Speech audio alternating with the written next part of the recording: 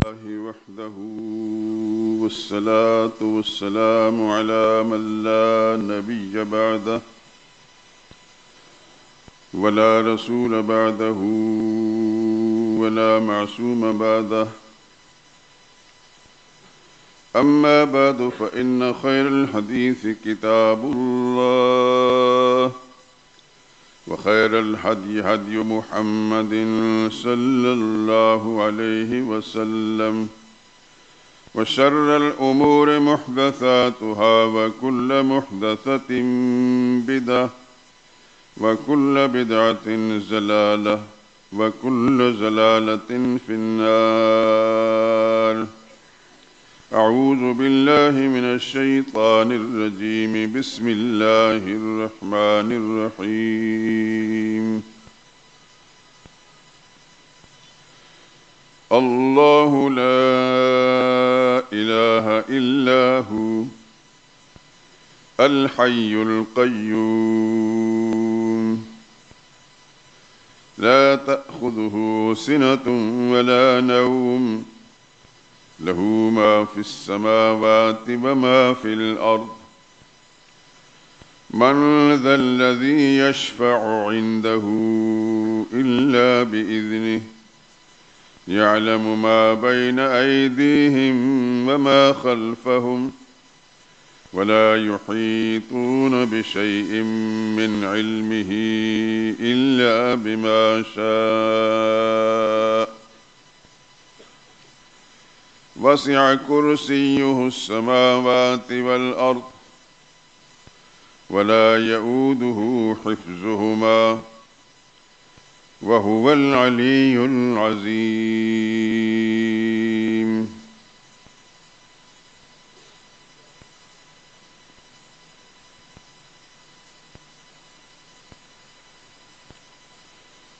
اللہ ہی الہ ہے، اس کے سوا کوئی اور الہ نہیں. وہ زندہ ہے، دائمی زندگی کا مالک ہے، سارے جہان کو تھامنے والا ہے. اسے نہ اونگ آتی ہے اور نہ نیند. جو کچھ آسمانوں میں اور جو کچھ زمین میں ہے سب اسی کا ہے. کون ہے کہ اس کی اجازت کے بغیر اس سے کسی کی سفارش کر سکے؟ جو کچھ لوگوں کے روبرو ہو رہا ہے اور جو کچھ ان کے پیچھے ہو چکا اسے سب معلوم ہے، اور وہ اس کی معلومات میں سے کسی چیز کا احاطہ نہیں کر سکتے. جس قدر وہ چاہتا ہے اسی قدر معلوم کرا دیتا ہے. اس کی بادشاہت اور اس کا علم آسمان و زمین سب پر حاوی ہے، اور اسے ان کی حفاظت کچھ بھی دشوار نہیں. وہ بڑا علی شان اور جلیل قدر عظیم الشان ہے. سبحان ربک رب العزت عما یصفون وسلام علی المرسلین والحمد للہ رب العالمین.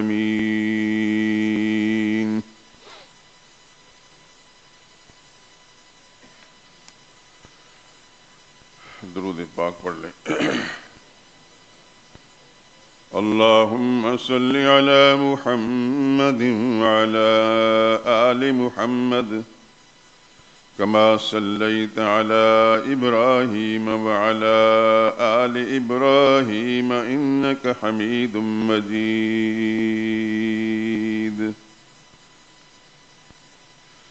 اللهم بارك على محمد وعلى آل محمد كما باركت على إبراهيم وعلى آل إبراهيم إنك حميد مجيد.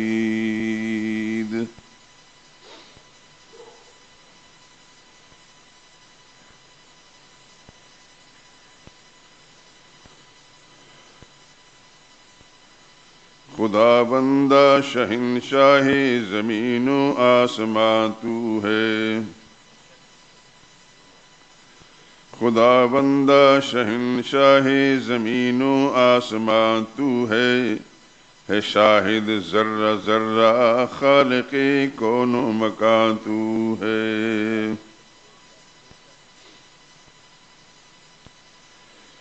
تیرا ہمسر نہیں کوئی، تیرا ثانی نہیں کوئی، تیرا ہمسر نہیں کوئی، تیرا ثانی نہیں کوئی، ازل سے تا ابد یکتا اکیلا جاویداں تو ہے۔ نہ کوئی عیب ہے تجھ میں، نہ کوئی نقص ہے تجھ میں، کہ ہر خوبی ہے جس کی ذات میں وہ بے گماں تو ہے۔ ہر ایک شے آنی و فانی مگر ایک تو ہے لا فانی، ہر ایک شے آنی و فانی مگر ایک تو ہے لا فانی، زوال و موت سے بالا ہے وہ عالم جہاں تو ہے۔ تو سنتا دیکھتا ہے جانتا ہے بات سینے کی، تو سنتا دیکھتا ہے جانتا ہے بات سینے کی، اگرچہ عرش پر بیٹھا ہے لیکن لامکاں تو ہے۔ نظر آتا نہیں لیکن تو ہے موجود ہر جانب، نظر آتا نہیں لیکن تو ہے موجود ہر جانب، نشان تیرا ہر ایک شے میں ہے گرچہ بے نشان تو ہے۔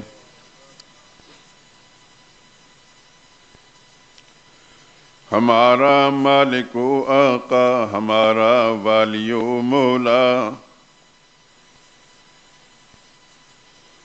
ہمارا مالک و آقا، ہمارا والی و مولا، سمندر ہو کہ صحرا ہر جگہ ایک پاسباں تو ہے۔ کوئی بندہ خطا کے بعد جب ہو جاتا ہے تائب، کوئی بندہ خطا کے بعد ہو جاتا ہے جب تائب، اسے تو بخشنے والا ہے اس پر مہرباں تو ہے۔ میرے مولا رفیقی بے نوا تجھ کو کہاں ڈھونڈے، میرے مولا رفیقی بے نوا تجھ کو کہاں ڈھونڈے، یہاں تو ہے وہاں تو ہے عیاں تو ہے نہاں تو ہے۔ خدا بندہ شہنشاہ زمین و آسماں تو ہے، اے شاہد ذرہ ذرہ خالق کون و مکان تو ہے۔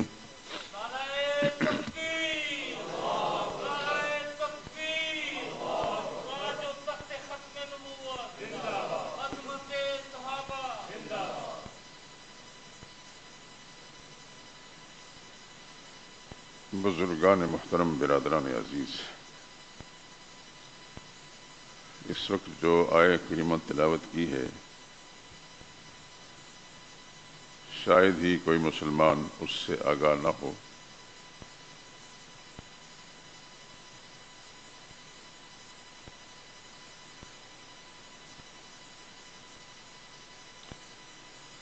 اللہ کریم نے جتنی بھی آسمانی کتابیں اتاری،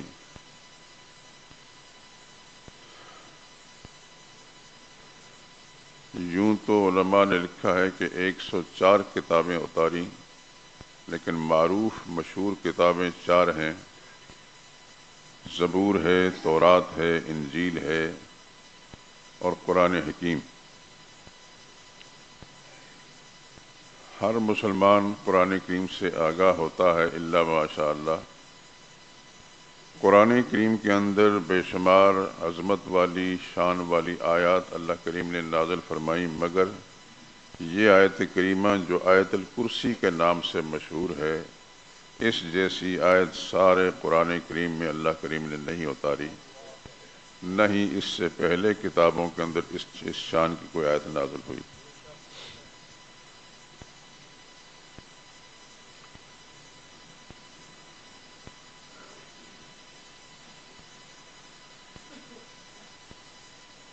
معروف صحابی ہیں حضرت ابی بن کعب رضی اللہ تعالی عنہ، معروف قاری تھے۔ سرور کائنات صلی اللہ علیہ وسلم نے ان سے دریافت فرمایا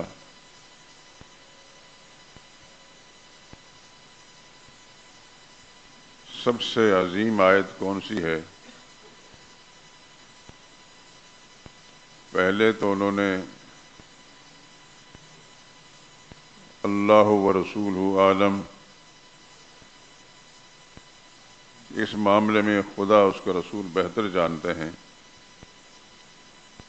مگر رسول اللہ صلی اللہ علیہ وسلم کے بار بار پوچھنے پر فرمایا میرے خیال میں آیت الکرسی سب سے عظیم آیت ہے۔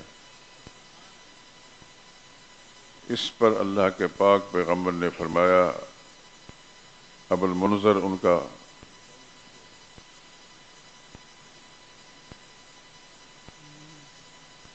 ان کی کنیت تھی، اے ابو منذر تمہیں تمہارا علم مبارک ہو، یعنی جو کچھ تم نے جواب دیا ہے یہ بالکل درست جواب ہے کہ اللہ کریم نے آیت الکرسی جیسی آیت قرآن کریم کے اندر کہیں بھی نازل نہیں فرمائی۔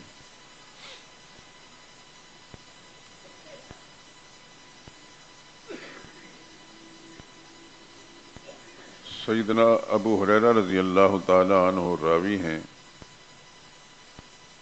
کہ ایک مرتبہ سرور کائنات صلی اللہ علیہ وسلم نے مجھے ایک ڈیوٹی سپرد فرمائی،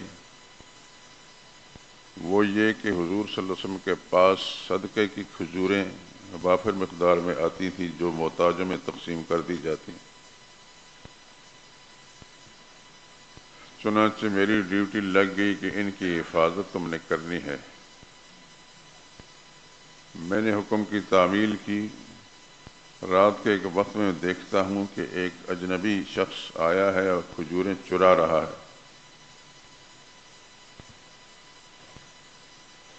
میں نے اسے پکڑ لیا اور اسے کہا کہ تو یہ جو حرکتیں کر رہا ہے یہ مجرمانہ حرکتیں ہیں، میں تجھے اللہ کے پیغمبر کے سامنے صبح پیش کروں گا اور جو تو نے جرم کیا اس کی جو سزا ہوگی وہ بھگتنی ہوگی۔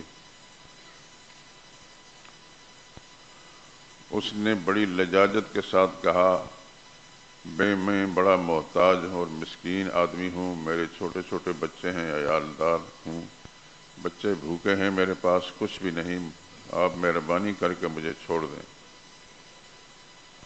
تو اس نے اپنے بچوں کی بھوک اور پیاس اور اپنی محتاجی کا جو ذکر کیا بڑی لجاجت سے، تو میں نے اس کو چھوڑ دیا، اور اس نے پہلے ہی کہا تھا کہ آئندہ میں نہیں آؤں گا، آج مجھے چھوڑ دیں۔ چھوڑ دیا۔ اگلی صبح کے وقت رسول اللہ صلی اللہ علیہ وسلم سے ملاقات ہوئی تو سرور کائنات صلی اللہ علیہ وسلم نے ارشاد فرمایا یا ابا ہریرہ ما فعل اسیرک البارحہ، رات کے تمہارے قیدی کا کیا ہوا؟ رات جس آدمی کو تو نے قیدی کر لیا تھا، یعنی اللہ پاک نے اپنے پیغمبر کو بھی اس صورتحال سے آگاہ فرما دیا کہ صدقے کی کھجوریں چرانے کے لیے ایک بدبخت آیا تھا۔ ابو ہریرہ جو محافظ تھے، چوکیدار تھے، انہوں نے اس کو پکڑا، اس کے سامنے اس نے اتنی لجاجت کی کہ ابو ہریرہ کو ترس آ گیا اور انہیں چھوڑ دیا۔ ابو ہریرہ رضی اللہ تعالیٰ نے حضور صلی اللہ علیہ وسلم کی خدمت عرض یا رسول اللہ یہ کچھ ہوا ہے۔ اس نے اتنی لجاجت منت سماجت کی کہ مجھے ترس آ گیا اور میں نے چھوڑ دیا۔ حضور صلی اللہ علیہ وسلم نے فرمایا جھوٹ بولتا ہے وہ کل پھر آئے گا۔ اللہ اکبر، سبحان اللہ، پیغمبر کی شان کا قربان جائیں۔ اس نے جھوٹ بولا ہے، پھر آئے گا۔ وہی بات ہوئی اگلے روز، سیدنا ابو ہریرہ ڈیوٹی دے رہے تھے، اچانک دیکھا تو وہی آ گیا، کھجوریں چرانے لگا۔ انہوں نے پھر پکڑ لیا اور کہنے تو بڑا جھوٹا آدمی، بدبخت آدمی، کل تیری اس محتاجی کے تذکرے پر میں نے چھوڑ دیا تھا اور تو نے نہ آنے کا وعدہ کیا تھا، اب پھر آ گیا۔ بڑا رویا وہ، بہت جو کچھ اس نے کر سکنا تھا کیا۔ ابو ہریرہ کو پھر ترس آ گیا رضی اللہ تعالیٰ عنہ۔ صبح کے وقت رسول اللہ صلی اللہ علیہ وسلم نے وہی جملے فرمایا، یا ابا ہریرہ ما فعل اسیرک البارحہ، کل رات کا جو تمہارا قیدی تھا اس کے ساتھ کیا ہوا؟ اللہ اکبر، پیغمبر کی یہ شان ہوتی ہے، سبحان اللہ صلی اللہ علیہ وسلم۔ انہوں نے وہی بات عرض کی، یا رسول اللہ اتنا رویا کہ میں بس تو مجھے ترس آ گیا اور مجھے چھوڑ دیا۔ حضور صلی اللہ علیہ وسلم نے فرمایا وہ جھوٹ بولتا ہے، پھر آئے گا۔ اللہ اکبر، اللہ اکبر۔ چنانچہ اگلے روز بھی آ گیا۔ انہوں نے پھر فرمایا تو بڑا ہی جھوٹا آدمی ہے، آج تو تمہیں ہرگز نہیں چھوڑوں گا، کسی صورت میں نہیں چھوڑوں گا۔ رسول اللہ صلی اللہ علیہ وسلم کے سامنے میں پیش کرنا ہے۔ اس نے کہا میں ایک وعدہ کرتا ہوں آئندہ نہیں آؤں گا، لیکن آج مجھے چھوڑ دیں اور میں تمہیں ایک قیمتی بات بتاتا ہوں، اور وہ یہ کہ اگر تم رات کو آیت الکرسی پڑھ کر سو جاؤ گے تمہارے گھر میں کوئی چور کوئی ڈاکو نہیں آئے گا۔ تو چونکہ مجھے ایک دین کی اہم بات جو ہے اس کی اہمیت میرے دل میں تھی، تو میں نے اس بنا پر اس کو چھوڑ دیا۔ تو حضور صلی اللہ علیہ وسلم اس وقت فرمایا اما انہ کذوب، سن لو وہ بڑا جھوٹا آدمی آئے گا۔ پھر بات سچی کہی ہے اس نے کہ واقعتاً آیت الکرسی پڑھ کر جو شخص سو جاتا ہے، اللہ تعالیٰ ایک چوکیدار پہرے دار ملائکہ کرام میں اس کے گھر اس کے املاک مقرر کر دیتے ہیں، پھر کوئی بدبخت نہیں آتا۔ اور یہ بھی حدیث پاک کے اندر آتا ہے، جناب رسول اللہ صلی اللہ علیہ وسلم نے ارشاد فرمایا جو شخص آیت الکرسی پڑھ کر نماز کے بعد الکرسی پڑھ دیتا ہے اس کو جنت میں داخل ہونے کے لیے راستے میں سوائے موت کے کوئی چیز حائل نہیں۔ آیت الکرسی کا اتنا بڑا مقام ہے۔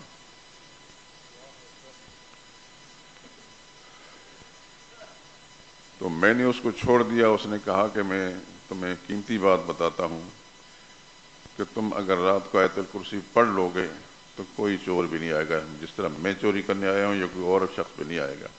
حضور صلی اللہ علیہ وسلم نے فرمایا اس نے بات تو سچی کہی ہے، لیکن کذوب ہے بڑا جھوٹا آدمی، وہ تھا وہ شیطان۔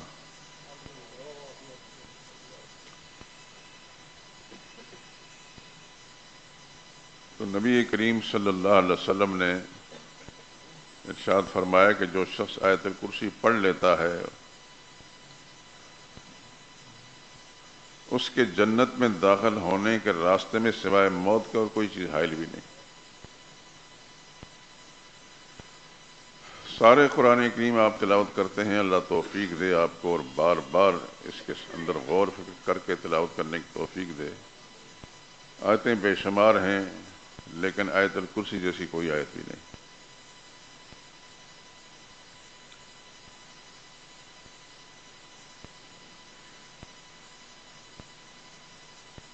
سیدنا عیسیٰ علیہ السلام کے بارے میں آتا ہے وہ جو مردوں کو زندہ فرماتے تھے اس میں الحی القیوم کا لفظ یا حی یا قیوم بول کر مردے کو جس طرح اللہ کی طرف سے ان کو اجازت تھی اس کو قم باذن اللہ کہتے تھے، مردہ زندہ ہو جاتا تھا، لیکن یا حی یا قیوم یہ جملہ ضرور بولتے تھے۔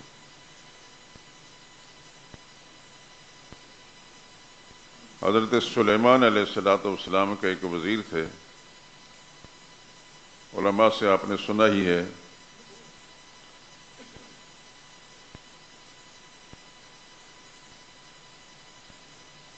اس خطے جہاں جو سلیمان علیہ السلام کی سلطنت تھی اس سے کچھ فاصلے پر ایک خاتون حکمران تھیں جو بعد میں ایمان لائیں اور سلیمان علیہ السلام کی زوجیت میں داخل ہوئیں۔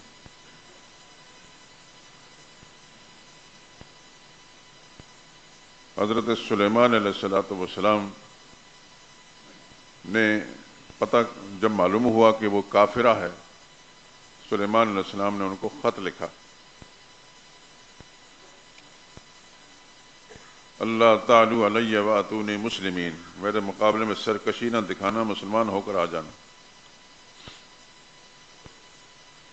اب اس نے اپنے کابینہ کے لوگوں سے مشورہ کیا کہ ایک حکمران کو پڑوس کا کوئی حکومت ہے، وہ اس طرح دھمکی آمیز خط انہوں نے لکھا ہے، کیا کریں؟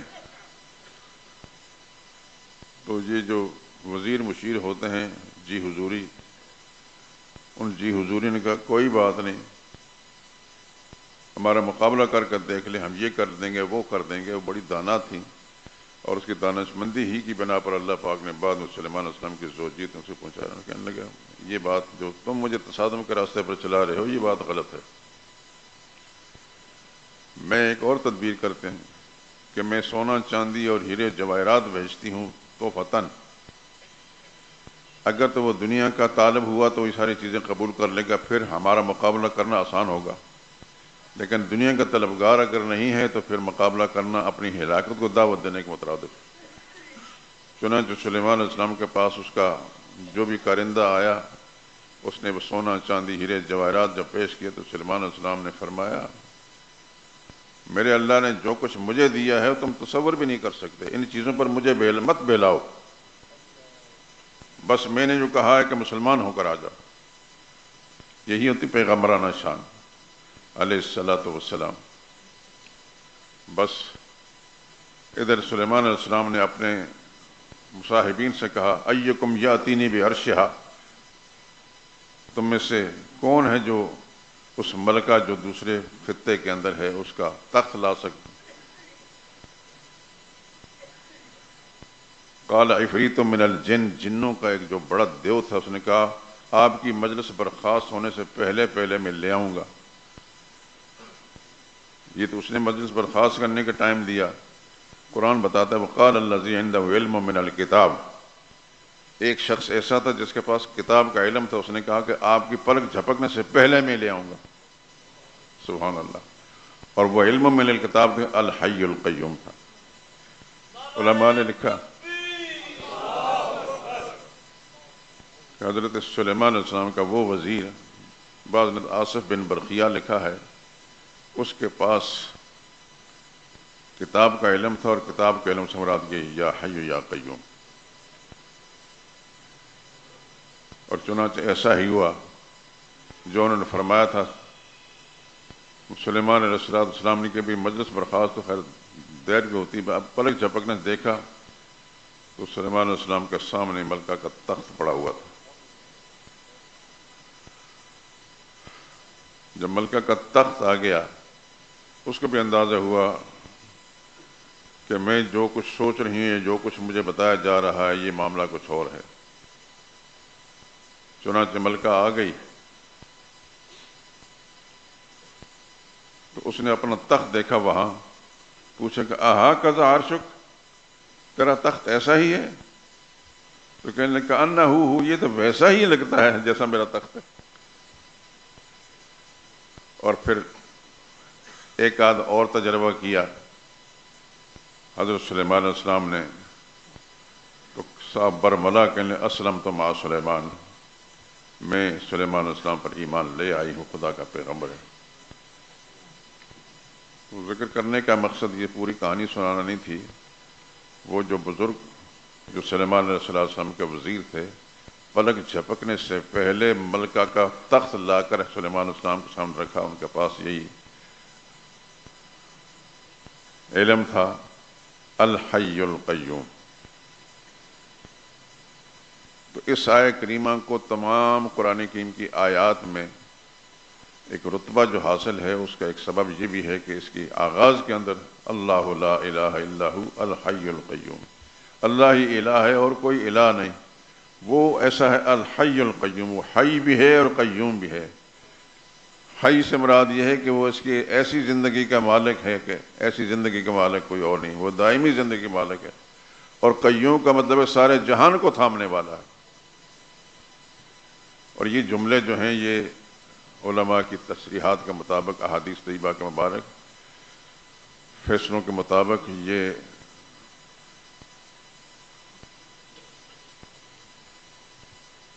جو انبیاء اکرام علیہ الصلوۃ والسلام کو بھی معلوم ہوا،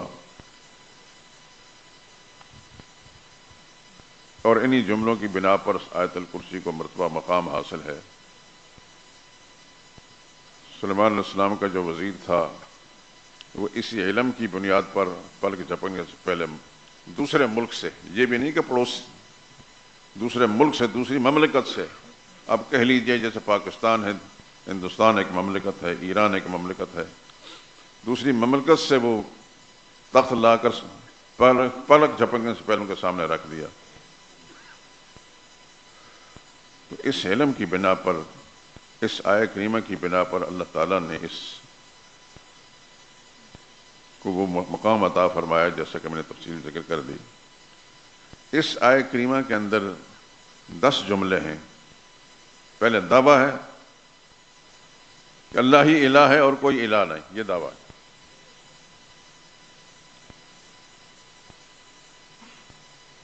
اور الہ کیا ہے اور آپ سب جانتے ہیں، اتنی دفعہ میں آپ کے سامنے ذکر کر چکا ہوں. قرآن کریم کے اندر سینکڑوں مقامات میں لفظ الہ آیا ہے.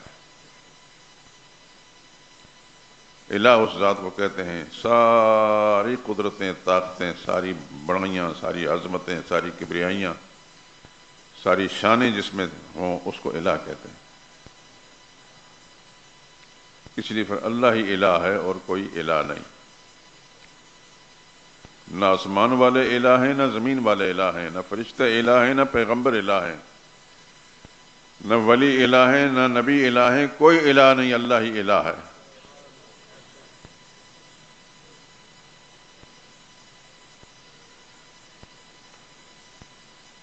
یہ دعویٰ ہے اور اس کے بس دعوے کے ثبوت کے لیے تقریباً 10 دلائل بیان کیے گئے. اور آپ جانتے ہی ہیں، خصوصاً جو یہاں کے باقاعدہ نمازی ہیں وہ اچھی طرح جانتے ہیں کہ قرآن کریم کو اللہ کریم نے اس انداز سے اس کے فیصلے بیان فرمائے ہیں کہ ایک دعویٰ کیا جاتا ہے، اس کے بعد اس کی دلیل بیان کی جاتی ہے. ہر دعوے کے لیے دلیل ہوتی ہے، کوئی دعویٰ بغیر دلیل کے نہیں ہوتا. خالق کائنات نے اپنی کبریائی، اپنی شان اور اپنے عظمت کو بیان فرمانے کے لیے ایک دعویٰ بیان فرمایا، اللہ لا الہ الا اللہ ہی الہ ہے اور کوئی الہ نہیں. مجھے اکثر و بیشتر یہ ذہن میں ایک چیز آتی رہتی ہے، آپ کے سامنے ذکر کرتا ہوں. ہمارے مسلمان کلمہ پڑھتے ہیں لیکن لا کے بعد الہ جو لفظ بولتے ہیں اس کا معنی نہیں آتا. اللہ کرے ہمارے مولویوں کو اتنی بات سمجھ میں آ جائے کہ کلمے کا معنی کیا ہے. جب وہ کسی کو کلمہ پڑھاتے ہیں، لا الہ، کوئی الہ نہیں، الہ کا معنی سمجھ کر لوگوں کو سمجھا دیں. خدا کی قسم پھر کوئی آدمی بھی زندگی کسی موڑ کے اندر بھی، کسی موڑ پر بھی اس کے عقیدے میں کمزوری نہیں آئے گی.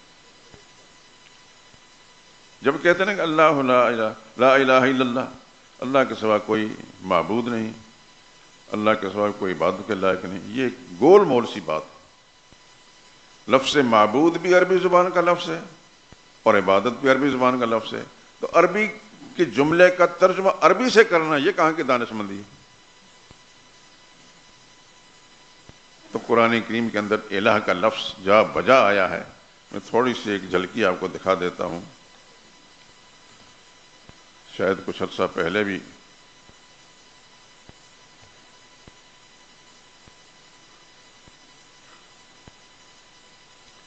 یوں تو قرآن کریم کے جا بجا یہ لفظ آیا ہے، لیکن ایک جگہ کچھ 4-5 مرتبہ اللہ کریم نے اس لفظ کو بیان فرمایا ہے.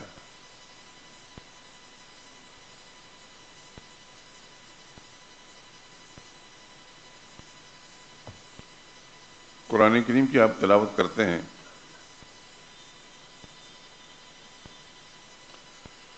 اللہ پاک سے دعا ہے کہ مجھے بھی اور آپ کو بھی، بلکہ آپ کی نسلوں کو بھی قرآن کے ساتھ سچی وابستگی نصیب فرمائے اور اسی عقیدے پر ہمیں قائم رکھے اور اسی عقیدے پر ہمارا خاتمہ فرمائے. 20واں پارہ بالکل شروع سے ہے.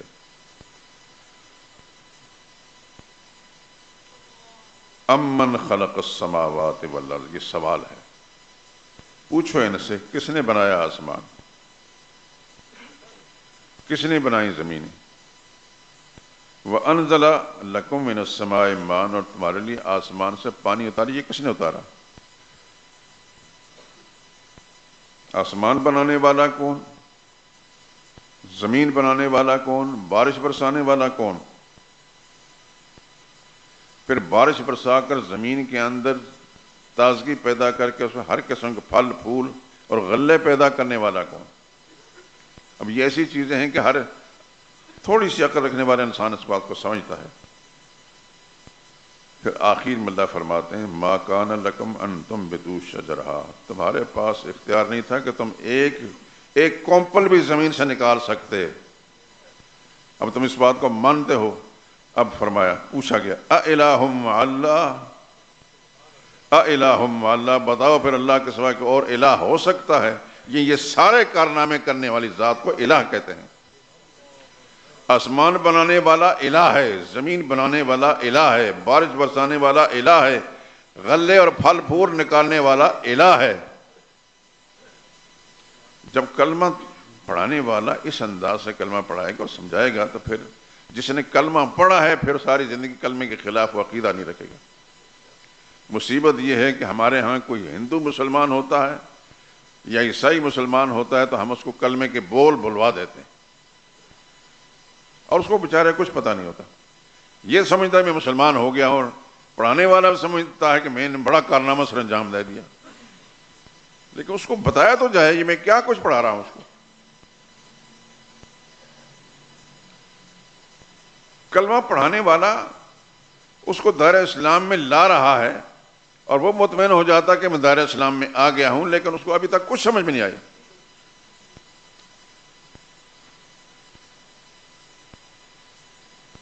اگر وہ سمجھا دے کہ تو نے جب سے لفظ الہ بولا ہے اللہ کے سوا کوئی اور الہ نہیں اور الہ کا یہ معنی ہے، تو پھر اس کو بھی سمجھ میں آ جائے گا.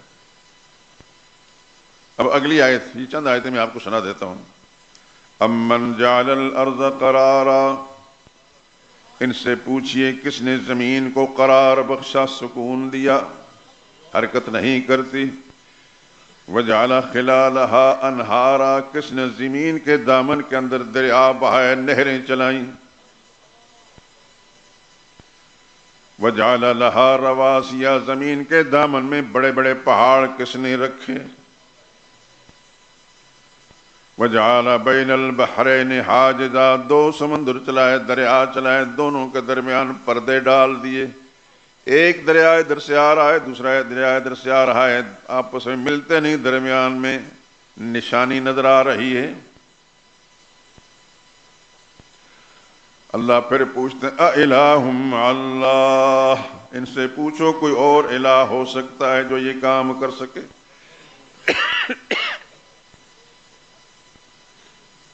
اب یہ چیزیں جو ہیں ہم تلاوت کر کے جاتے ہیں لیکن کبھی غور نہیں کرتے ہم کہ بار بار لفظ الہ بولا ہے اور پھر اس کو سوالیہ انداز سے پوچھا اَإِلَٰهٌ مَّعَ اللَّهِ، کیا اور الہ ہے کوئی اللہ کے ساتھ؟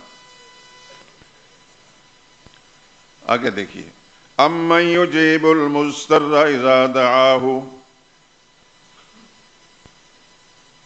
بھلا کون ہے کسی مجبور کی فریاد کو قبول کرنے والا جب وہ فریاد کرتا ہے. وَيَكْشِفُ السُّوءَ، اور اس کی مصیبت کو ہٹانے والا ہے.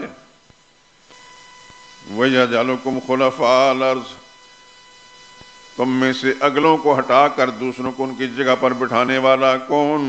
اَإِلَٰهٌ مَّعَ اللَّهِ، بتاؤ کوئی اور الہ ہو سکتا ہے یہ کام کرنے والا؟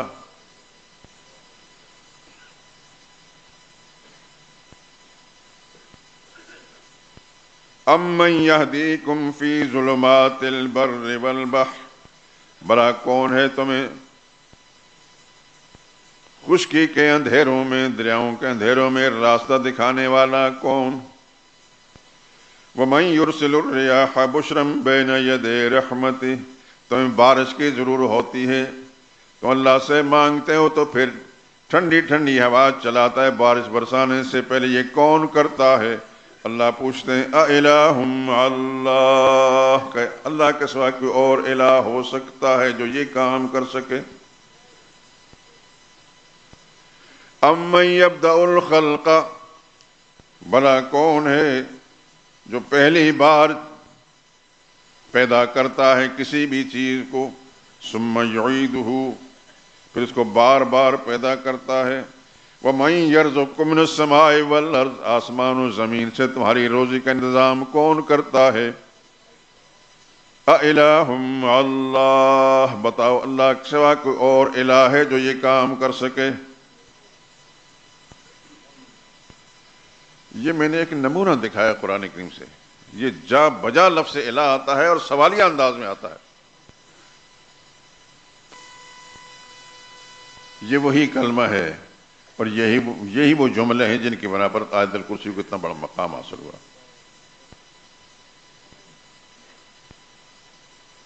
آیت الکرسی حدیث میں آتا ہے کہ جو شخص گھر سے باہر سے اندر گھر کی طرف جب جاتا ہے اور آیت الکرسی پڑھ کے گھر میں داخل ہوتا ہے، اس کے جانے سے پہلے شیطان اس مکان کو خالی کر دیتا ہے اور پھر دوبارہ نہیں آ سکتا۔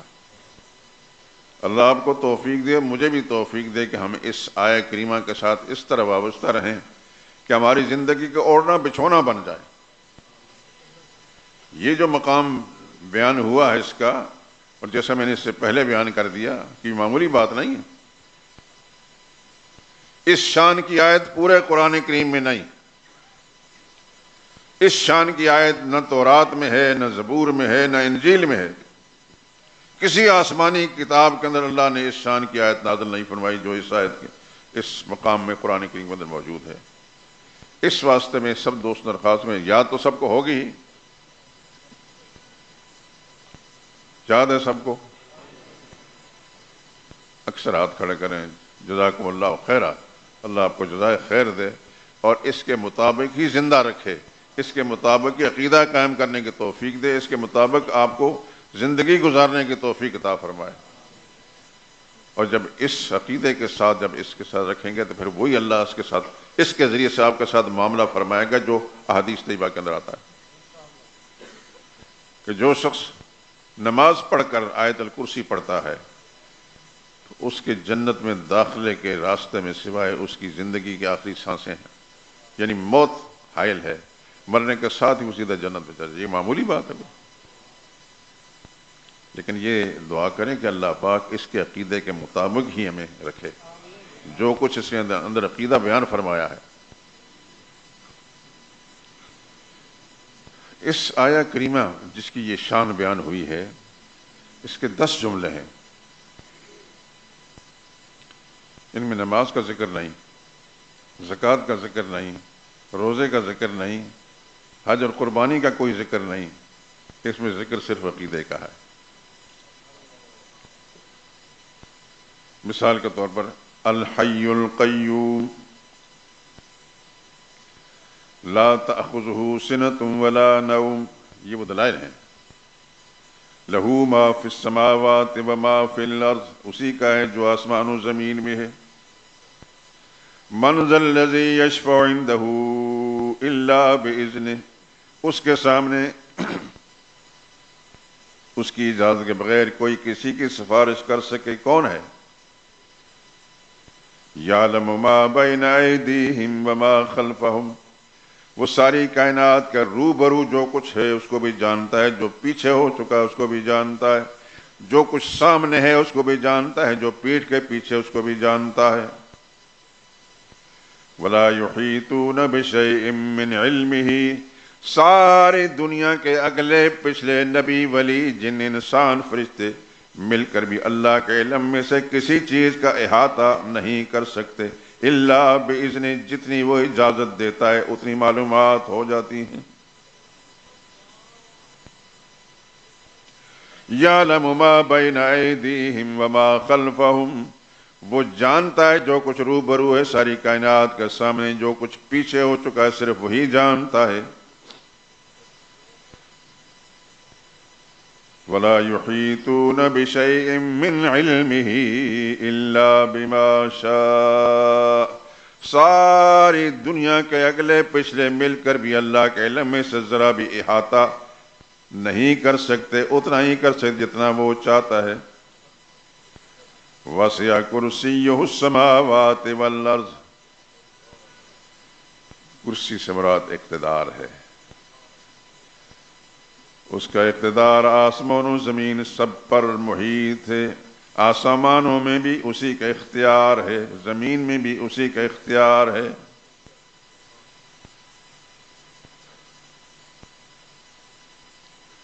وَلَا يَئُودُهُ حِفْظُهُمَا، آسمان و زمین اور اس پوری کائنات کے سنبھالنے پر اللہ کو کوئی تھکاوٹ نہیں ہوتی. وَهُوَ الْعَلِيُّ الْعَظِيمُ، وہ علیم الشان ہے، عظیم الشان ہے. یہ مختصر جملے ہیں.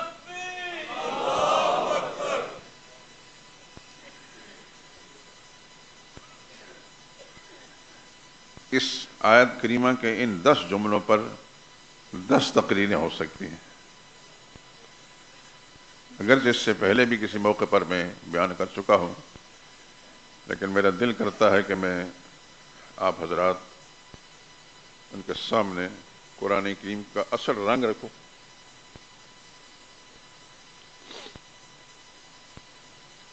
اور آیت الکرسی ایک بڑی اہم آیت ہے. میں نے دل میں سوچا کہ اس سے آغاز کیا جائے،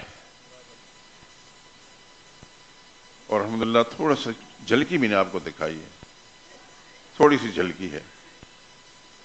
اور جو اللہ لا الہ، لا الہ، الہ کا جو لفظ ہے اس کے حوالے سے 20ویں پارے کی جو پہلی آیات ہیں، پہلے صفحے کی آیات ہیں، وہ میں تھوڑی سی اس کا نمونہ دکھا دیا کہ لفظ الہ جو ہے قرآن کریم میں جا بجا آتا ہے اور کس پس منظر میں آتا ہے.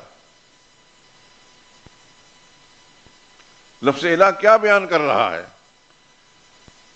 جب انسان غور کرتا ہے اس پر تو پھر اس کا دل و دماغ کی کھڑکیاں کھل جاتی ہیں، اس کی سوچ میں بڑا فرق پڑ جاتا ہے. پہلے کیا تھا اور اب کیا بن گیا.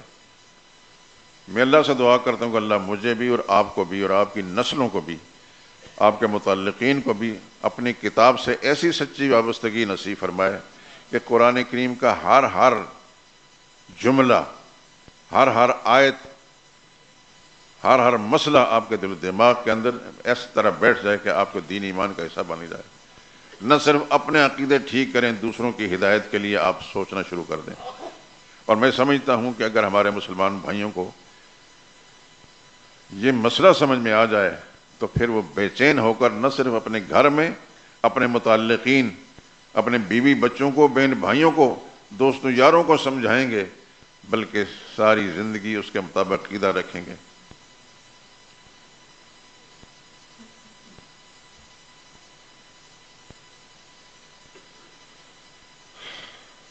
ہمارے معاشرے کے اندر میں جو کچھ بول رہا ہوں اس سے کہیں آپ زیادہ جانتے ہیں. مسلمان کہلانے والا ہے، مسلمان کی اولاد کہلاتا ہے، مسلمان خاندان کا فرد شمار ہوتا ہے، لیکن اس کو اسلام کا پتہ نہیں. لفظ اسلام، صرف یہ لفظ اسلام زبان پر آتا ہے، اسلام کیا ہے اس کو کچھ پتہ نہیں.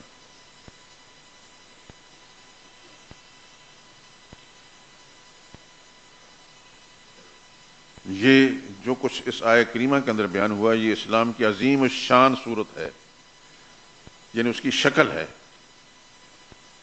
اسلام کا جو مطمع نظر ہے، جو اصول بیان کیا گیا، اس کی ایک عجیب شکل اس آیت کریمہ کے اندر بیان کی گئی ہے. جب آپ کو لفظ الہ کا معنی سمجھ میں آ جائے گا نا تو اسلام کی ساری حقیقت آپ کے دل دماغ میں آ جائے گی. آپ یہ سمجھیں کہ اللہ ہی الہ ہے اور کوئی الہ نہیں، نہ کوئی نبی الہ ہے، نہ ولی الہ ہے، نہ جن انسان ہے، نہ فرشتہ الہ ہے، نہ آسمان والا الہ ہے، نہ زمین والا الہ، اللہ ہی الہ ہے. تو پھر انسان کی سوچ کہیں سے کہیں چلی جاتی ہے. پھر اس کے اندر یہ جذبہ پیدا ہو جاتا ہے کہ میں نے اس عقیدے کو نہ صرف اپنانا ہے بلکہ اپنے گھر والے، اپنے متعلقین تک بھی یہ بات پہنچانی ہے. اور اللہ مجھے اور آپ کو بھی اس بات کی توفیق نصیب فرمائے کہ ہم اسی جذبے کے ساتھ زندہ رہیں، اسی جذبے کے لیے کام کرتے رہیں.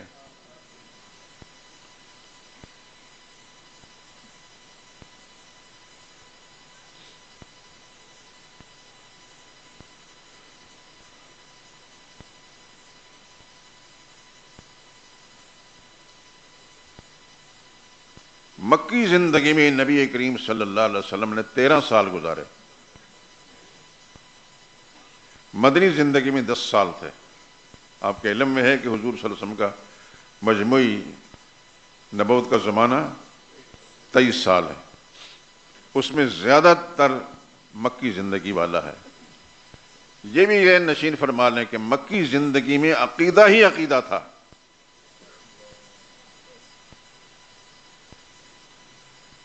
جہاں جہاں رسول اللہ صلی اللہ علیہ وسلم تشریف لے گئے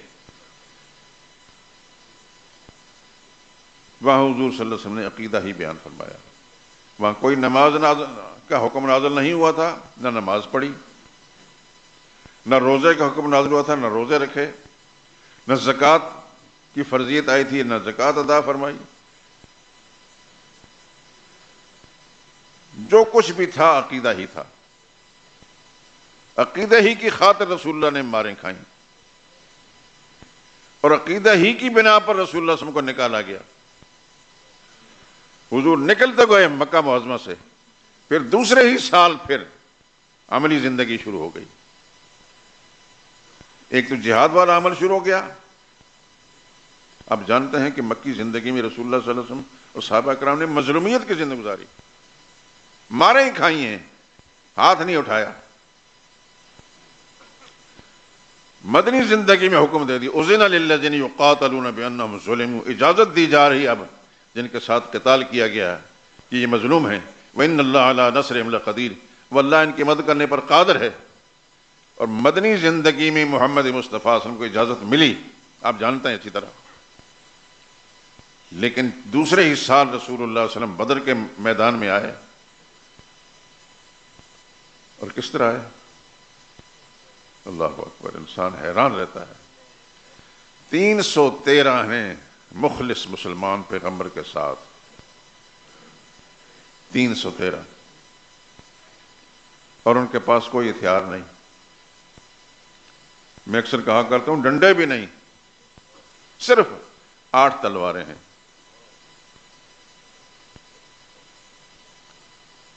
کبھی کبھی تنہائی میں آپ بیٹھ کر سوچتے ضرور ہوں گے کہ ہمارے نبی کی زندگی کس انداز سے گزری. میں ایک درخواست کروں گا، ہو سکتا ہے آپ آج کل بھی عمرے پر جا رہے ہوں، جائیں، خدا بار بار توفیق نصیب فرمایا، حج کرنے جائیں. آپ بدر میں ضرور جائیں، وہ سارا نقشہ آپ کے سامنے آ جائے گا.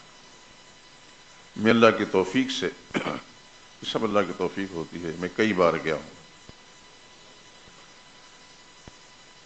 اور وہ 14 صحابہ کرام جو بدر کے میدان میں شہید ہوئے تھے تو باقاعدہ ایک دیوار پر ایک بڑا تختہ سا بنا کر لکھ کر وہاں عرب مسلمانوں نے اس کو لگا رکھا ہے. یہ بھی آپ کے علم میں ہے کہ حضور صلی اللہ علیہ وسلم کے ساتھ کتنے تھے؟ 313. ذہن میں حاضر رکھے ذرا. اور ان کے پاس ہتھیار کتنے تھے؟ صرف 8 تلواریں، کوئی ڈنڈا بھی نہیں تھا. ایک جذبہ تھا، ایمانی طاقت تھی، اور خدا کے پیغمبر تھے. آپ جب وہاں جائیں گے تو ایک مسجد ملے گی، مسجد عریش. اس جگہ پر رسول اللہ صلی اللہ علیہ وسلم کا خیمہ لگا تھا. اسی جگہ میں رسول اللہ صلی اللہ علیہ وسلم نے دعائیں مانگی تھی. اس قدر لجاجت کے ساتھ پیغمبر دعا مانگی کہ آپ کی چادر مبارک گر گئی. اور یہاں تک رسول اللہ صلی اللہ علیہ وسلم بارگاہ الہی میں التجا فرمائی، یا اللہ یہ چند نفوس ہیں اہل ایمان، تیری ذات پر، تیری وحدانیت پر ایمان لانے والے میرے ساتھ آئی ہیں. آج اگر یہ مٹ گئے تو آئندہ کوئی نام لینے والا نہیں ہوگا. اے اللہ تو مدد فرما. پھر ہوا کیا؟ معرکہ شروع ہوا. معرکے والے دوسری طرف کون لوگ تھے؟ ابو جہل کی پارٹی مکہ سے آئے تھے، بڑے تمتراک کے ساتھ، بڑی شان و شوکت کے ساتھ، 1000 کا لشکر لے کر. ادھر 313 نبی کے ساتھ، اس کے ساتھ 1000 کا لشکر ہے، اور لشکر کے ساتھ ہر فرد کے پاس ہتھیار ہے. اس زمانے کے حساب سے جتنے ہتھیار تھے وہ سب ان کے پاس تھے. اور اس جذبے کے ساتھ ہیں کہ آج ہم نے محمد اور اس کے ساتھیوں کا کام تمام کر کے 3 دن جشن منانا ہے. ساتھ کچھ جانور بھی لائے، ذبح کریں گے، کھائیں گے، جشن منائیں گے، گانے بجانے والی میں لائے. ہوا کیا پھر؟ جب معرکہ شروع ہوا تو کچھ ہی وقفے کے بعد دنیا نے دیکھا، دنیا مانے گی اور مان رہی ہے، قیامت تک مانے گی. اللہ اکبر. 70 کو مسلمانوں نے جہنم رسید کر دیا. اور 70 کو مسلمانوں نے گرفتار کر لیا. ایک مسلمان گرفتار نہیں ہوا، صرف 14 مسلمان شہید ہوئے. 313 میں سے ان کا نام وہاں مکتوب ہے. ابو جہل بھی مارا گیا، اس کی پارٹی کے دوسرے بہت سارے لوگ مارے گئے، 70 کے 70 سب ہلاک ہو گئے، اور 70 کو مسلمانوں نے گرفتار کر لیا. دنیا آج تک ریسرچ کر رہی ہے، یورپ والے، آپ نے کتابوں میں ان کے رسائل جراد میں پڑھا ہوگا، وہ کیا چیز تھی محمد کے ساتھ پاس، کیا چیز تھی کہ انہوں نے اپنے اتنے بڑے طاقتور مخالف کو جہنم رسید کر دیا. اور یہ بھی آپ کئی دفعہ سن چکے ہیں، ابو جہل کا سر کاٹ کر رسول اللہ صلی اللہ علیہ وسلم کی خدمت میں لایا گیا. وہی بڑی شان و شوکت کے ساتھ مکہ معظمہ سے اپنی پارٹی کو لے کر آیا تھا. اللہ کے پیغمبر کو یہ وحی الہی کے ذریعے معلوم ہوا کہ آج اس کا سر کٹنا ہے. عبداللہ بن مسعود کو بھیجا گیا، وہ جا کر دیکھا کہ پڑا ہوا تھا مردود، آخری سانسیں چل رہی تھیں. یہ جاتے اس کے سینے پر چڑھ کر بیٹھ گئے. اس نے آنکھ کھولی اور آنکھ کھول کر کہنے کو، چرواہے کے بچے، مرتے وقت بھی غرور و تکبر اس کے اندر موجود ہے. چرواہے کے بچے، تو اتنے بڑے سردار کا سینے پر چڑھ کر بیٹھ گیا، سرداری کا خمار بھی نہیں اترا. پھر پوچھا کس کو فتح ہوئی، کس کو شکست؟ ابن مسعود نے فرمایا خدا نے اپنے پیغمبر کو، اہل ایمان کو فتح سے ہمکنار کیا، تجھے اور تیری پارٹی کو ذلیل و خوار کیا. تم کیوں آئے ہو؟ عبداللہ بن مسعود نے فرمایا اپنے نبی کا حکم پورا کرنے کے لیے کہ تیری گردن کاٹ کر رسول اللہ صلی اللہ علیہ وسلم کے سامنے لے جانی. یہ باتیں میں اس سے پہلے بھی کئی دفعہ سنا چکا ہوں. اور گردن کاٹ کر رسول اللہ صلی اللہ علیہ وسلم کے سامنے پہنچائے گی. حضور نے فرمایا یہ اس امت کا فرعون تھا، یہ ایک فرعون وہ موسیٰ علیہ السلام کے زمانے میں گزرا، اس کا کفر کم تھا. اس امت کا جو فرعون ابو جہل تھا، اس کا کفر زیادہ تھا، کیونکہ اس نے مرتے وقت کلمہ پڑھا تھا. آپ کے علم میں ہے، سورہ یونس کی تلاوت کریں گے، اس کے اندر آمنتو، یہ فرعون کے الفاظ، آمنتو انہ لا الہ الا الذی آمنت بہ بنو اسرائیل، میں ایمان لایا اس اللہ پر جس کے سوا کوئی اور الہ نہیں، جس پر بنی اسرائیل ایمان لائے.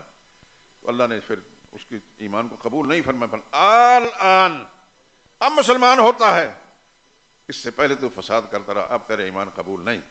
البتہ فَالْيَوْمَ نُنَجِّيكَ بِبَدَنِكَ، تیری لاش کو ہم آج سلامت رکھیں گے، لاش نہیں گم ہونے دیں گے. لِتَكُونَ لِمَنْ خَلْفَكَ آیا، تاکہ آنے والے قیامت تک آنے والی مخلوق کے لیے تو عبرت کا سامان بن جائے. اور ایسا ہی ہو، آج بھی فرعون کی لاش وہاں پڑی. لیکن ابو جہل جو اس امت کا فرعون تھا، اس امت کا نبی بھی سب سے نبیوں سے بڑا، یہ امت بھی ساری دنیا کی امتوں سے بڑی، لیکن اس امت کا جو فرعون تھا کافر، وہ ساری دنیا کے کافروں سے بڑا.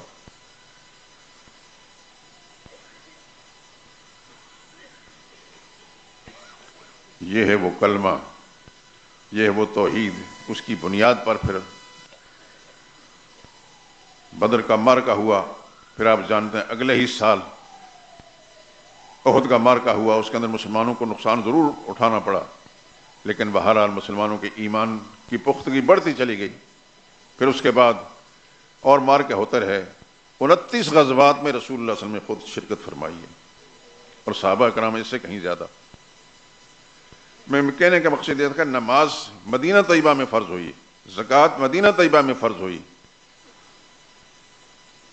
حج کی فرضیت مدینہ طیبہ میں ہوئی ہے. دیگر سارے معاملات مکی زندگی میں کوئی حکم نازل نہیں ہوا تھا، نہ نماز کا، نہ روزے کا، نہ حج کا، نہ زکوٰۃ کا. وہاں صرف عقیدہ ہی عقیدہ تھا. 13 سال تک پیغمبر نے عقیدے پر محنت فرمائی، اور صحابہ اکرام نے بھی ایسا ہی کیا. 10 سال مدنی زندگی کے اندر احکام بھی آئے، اور احکام کے تشریحات تفصیلات بھی آتی رہیں. وہ آپ حضرات نے علماء سے سنا ہوگا، یا وقتاً فوقتاً انشاءاللہ یہاں بھی سنیں گے. احکام مدنی زندگی میں آئے، مکی زندگی میں نہیں آئے. مکی زندگی پیغمبر کی زیادہ لمبی زندگی ہے دین کے لحاظ سے، لیکن اس کے اندر صرف عقیدے کا بیان. معلوم یہ ہوتا ہے، میں آپ کو یہ سمجھانا چاہتا ہوں کہ عقیدہ بنیاد ہے سارے دین کی. عقیدے کے بغیر دین نہیں، عقیدے کے بغیر اسلام نہیں. اگر کسی شخص کا عقیدہ گول مول ہے، متزلزل ہے، وہ مسلمان نہیں، وہ نام نہاد ہے. اس لیے میں اپنا فرض سمجھتے ہوئے آپ حضرات کو بار بار زور دے کر کہتا ہوں عقیدے پر محنت کریں. میں جب تک زندہ ہوں مجھ سے پوچھیں، عقیدے کا معاملہ ہے مجھ سے پوچھیں. جب تک میں زندہ ہوں انشاءاللہ عقیدے کا مسئلہ بیان کرتا رہوں گا، اللہ کی کتاب کے حوالے سے بیان کروں گا. میرے اپنے پاس کچھ بھی نہیں. اور آپ حضرات کے عقیدے ٹھیک ہو گئے تو میں سمجھوں کہ خدا کے ہاں میں بھی سرخرو ہو کر جاؤں گا کہ میں اپنی ذمہ داری پوری کر گیا. لیکن آپ کی زندگی، دنیا کی زندگی بھی بڑی شاندار ہوگی، خدا کے سامنے جائیں گے تو شاندار طریقے سے جائیں گے. لیکن گول مول عقیدہ کچھ پتہ نہیں. مسلمان ہیں تو مسلمانی کا کیا معنی ہے، اسلام کا کیا معنی ہے، یہ گول مول عقیدہ نہیں. صاف صاف لفظوں کے اندر عقیدہ صاف ہونا چاہیے کہ اللہ ہی الہ ہے، اس کے سوا کوئی اور الہ نہیں. اللہ ہی حاجت روا ہے، اللہ ہی مشکل کشا ہے، اللہ ہی اولاد دینے والا ہے، وہی شفا دینے والا ہے، وہی ساری مجبوریاں مشکلیں ہٹانے والا ہے. اللہ کے سوا کوئی اور نہیں. اس انداز سے جب اپنا عقیدہ رکھیں گے اور اس کے مطابق زندگی گزاریں گے، پھر آپ کی نمازیں بھی قبول ہوں گی، روزے بھی قبول ہوں گے، زکاتیں بھی، اور حج اور ساری جتنی بھی قربانیاں ہیں قبول ہوتے جائیں گی. لیکن عقیدہ ٹھیک نہیں، بنیاد ٹھیک نہیں، خدا کی قسم کچھ بھی نہیں. اگر کسی کے پاس پہاڑوں جیسے نیک اعمال ہیں، پہاڑوں جتنے، عقیدہ ٹھیک نہیں تو کچھ بھی نہیں. اب قرآن کریم کی تلاوت کرتے ہیں. اللہ تعالیٰ آپ کو توفیق دے، مجھے بھی. میری درخواست ہے قرآن کریم کے ترجمہ ضرور دیکھا کریں. کسی بھی معتبر عالم کا ترجمہ ساتھ ساتھ. مثال کے طور پر روزانہ اگر آدھا پارہ تلاوت کرتے ہیں، آپ پون پارہ بھی نہ پڑھیں، آدھا بھی نہ پڑھیں، ایک پاؤ پڑھیں، ایک پاؤ تلاوت کرو، ایک پاؤ میں ترجمہ ساتھ. لمبا آپ میں سمجھ میں آئے تو کسی عالم جس پر اعتماد کرتے ہیں اس سے پوچھیں کہ یہ لفظ ہمیں سمجھ میں نہیں آیا. میں یہاں جب تک موجود ہوں مجھ سے رابطہ کر سکتے ہیں. تو آپ کی تلاوت بھی اللہ کے ہاں تلاوت ہوگی، اور پھر عقیدہ آپ کا صاف درست ہوگا. اب ضمیر آپ کا مطمئن ہوگا. آپ اپنے گھر والوں کی اصلاح کریں گے، اپنے متعلقین کی اصلاح کریں گے، اور خدا کے سامنے جب جائیں گے سرخرو ہو کر جائیں گے. جانا ہم سب نے ہے، یہ سن لے اسی طرح ہم نے سب نے جانا ہے، لیکن پہلے سے تیاری کرنی ہے. جس سفر پر کسی نے جانا ہو تو سفر کے لوگ تیاری کرتے ہیں. یہ سب سے مشکل سفر ہے، اس کے لیے تیاری کرنی ہے میرے دوستو. لیکن قرآن کریم کے ذریعے سے ہوگی. جس عالم کے علم پر آپ کو اعتماد ہے، جس کی دیانت پر آپ کو اعتماد ہے کہ وہ جھوٹ نہیں بولتا، غلط بیانی نہیں کرتا، تو اس کے ساتھ رابطہ رکھیں. انشاءاللہ العزیز میرا رب آپ کے عقیدہ اور ایمان کی پوری اصلاح فرمائیں گے، اور پھر آپ دنیا کی زندگی کے اندر پرسکون زندگی گزاریں گے، اور خدا کے سامنے جائیں گے سرخرو ہو کر جائیں گے. میری بھی ذمہ داری پوری ہو جائے گی اور آپ کی ذمہ داری پوری ہو جائے گی. میں نے آج کی اس گفتگو کے اندر تھوڑی سی تمہیدی بات کی ہے، اور قرآن کریم کی اس آیت کے حوالے سے کی ہے جو قرآن کریم میں سب سے زیادہ شان والی آیت. سب سے بڑی شان والی آیت کون سی ہے؟ آیت الکرسی. یہ آپ سب کو یاد ہونی چاہیے. اپنے بچوں کو یاد کریں، اپنے خواتین کو یاد کریں. اور جیسے میں نے پہلے عرض کیا کہ جب گھر سے اب مثلا ابھی آپ نے نماز پڑھنی ہے، نماز کے بعد آیت الکرسی پڑھ لیں. گھر جب جائیں گھر میں داخل ہونے سے پہلے آیت الکرسی پڑھ لیں. جیسے علماء نے لکھا ہے کہ آیت الکرسی پڑھنے سے پہلے گھر جب آپ داخل ہوں گے تو پھر آپ کے گھر سے اللہ تعالیٰ شیطان کو اجاڑ دیں گے، آپ کا گھر شیطان سے پاک ہو جائے گا. تو یہ بڑا آسان سا کام ہے. نمازوں کی قبولیت، نمازی انسان جب خدا کے سامنے جنت میں جائے گا حضور کے فرمان کے مطابق کہ موت کے سوا کوئی چیز جو ہے راستے میں حائل نہیں، آیت الکرسی پڑھ لینے والا. لیکن آیت الکرسی کو اسی انداز سے پڑھیں، آیت الکرسی جیسے ہے اسی عقیدے کے ساتھ پڑھیں تو اللہ تعالیٰ قبول فرمائے. وآخر دعوانا الحمدللہ رب العالمین.